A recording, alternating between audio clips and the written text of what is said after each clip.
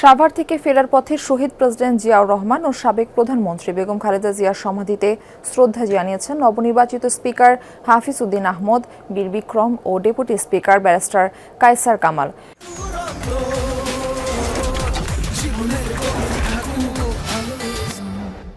সকালে জিয়া উদ্যানের সমাধিতে শ্রদ্ধা জানান তারা। নবনির্বাচিত স্পিকার হাফিজ উদ্দিন আহমদ বলেন, দেশের দীর্ঘ সংগ্রামের পর গণতন্ত্র আবার পুনঃস্থাপিত হয়েছে।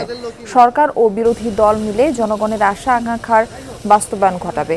এ সময় তিনি বলেন, সংসদে ওয়াকআউট করা দীর্ঘদিনের প্রচলিত রীতি, তবে বিরোধী দল এমন কিছু করবে না যাতে ফ্যাসিস্টদের আবারও উত্থান ঘটে।